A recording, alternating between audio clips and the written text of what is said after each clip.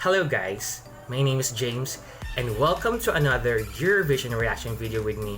And today I am going to react to the British entry for the Eurovision Song Contest 2020.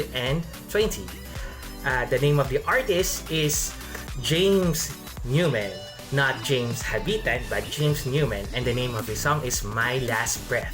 So James Newman is a prolific singer-songwriter. He has written a lot of songs for some notable artists. The ones I could think of at the moment is his brother John Newman and Calvin Harris. For this year, the BBC, the British Broadcasting Corporation, have decided to cancel their 4-year-old national selection Eurovision You Decide.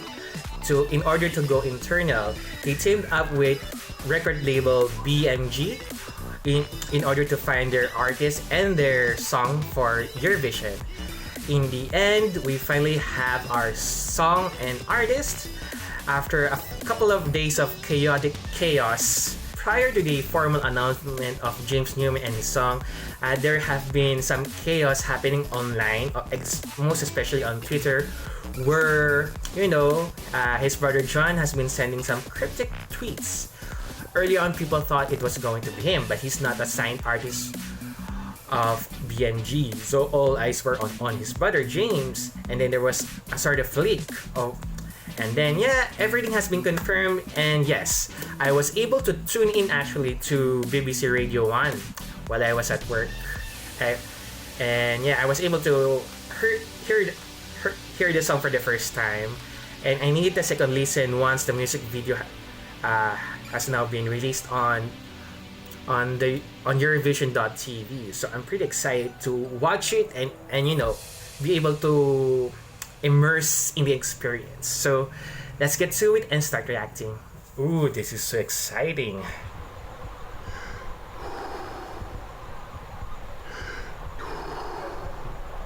The breath. Okay. The breath is the life force. If you control the life force, the force of life is with you. And there is nothing that can stop you.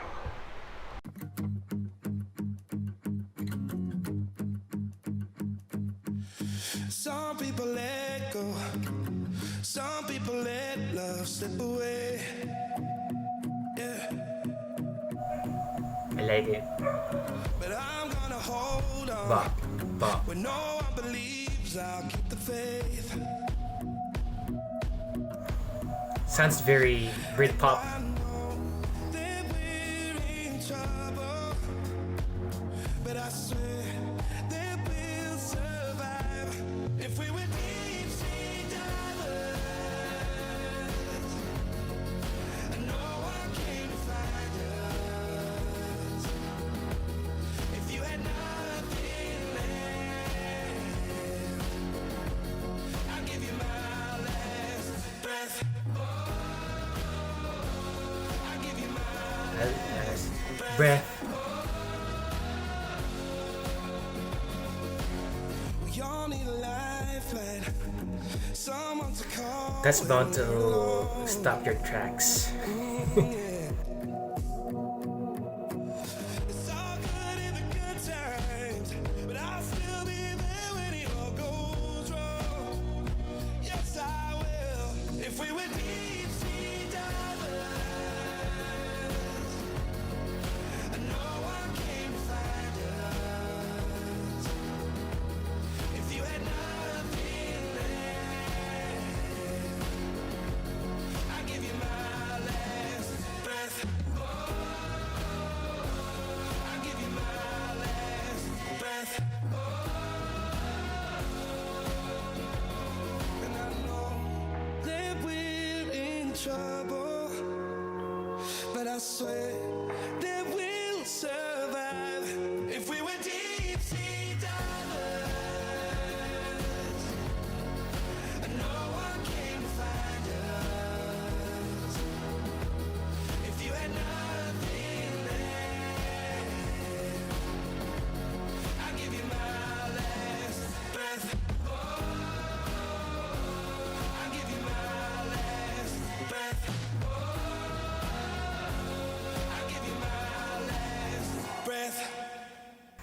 I like this entry. I think it's one of the best that the United Kingdom has ever entered for the Eurovision Song Contest. But I think this is the most competitive song that the United Kingdom has ever entered for a really long while now. But to be fair, I'm always going to be a UK Eurovision fan. I've always been a fan of their entries, even those from the past decade. I just think that, you know, there's sometimes the BBC doesn't always give their most doesn't have the will to really promote their entries in the most possible way there is. But I think with this partnership with a major record label such as BMG, I think they will be able to, you know, take advantage of this opportunity to really go out of their way to probably become the most competitive they can be after all of these years. It's such a shame though that there's not a lot of enthusiasm within the UK, but I hope that, you know, they will be able to see that it's not all about politics, not all about Brexit. It doesn't revolve around them. As long as you send a good song, you send a good artist, and you perform it well, you stage it well, you'll be able to yield the results that you deserve. Sometimes it's always tough in every year because the level of competition is always high. So you always have to keep up.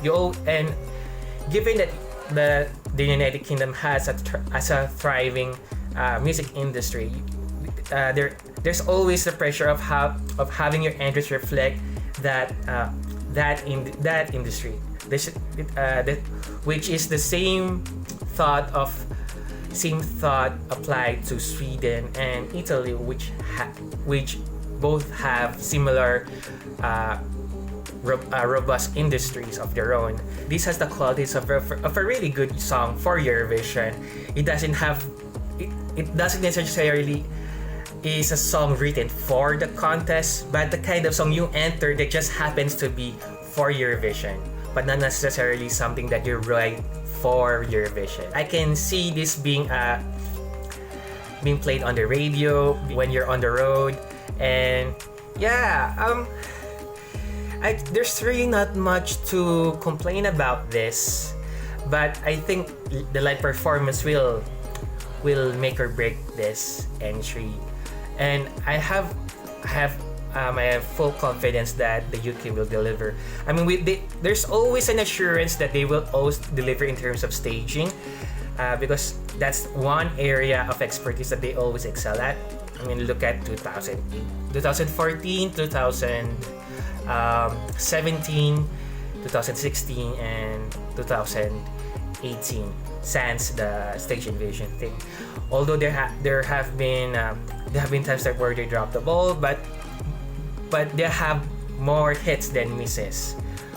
It's just that, you know, this doesn't really come together for them to get a good result at the turn of the century. But given this new level of confidence for the BBC to really go into the right direction, I just wish them the best. Even if it means that we for some time we won't be able to see them hold a national selection, but as long as other record labels aren't willing to send in their artists, send in their best songwriters, and if the public continues to send songs that are written for Eurovision that are of, you know, that are of questionable quality, I think we're not gonna go anywhere in terms of success for the UK. So I'm wishing them a lot of luck. So guys, those are my thoughts. What are yours? Let me know down in the comments below. Please like, share, and subscribe to the channel for more Eurovision related videos and more. Yeah, this has been James Habitan, and I'll see you guys next time. Bye.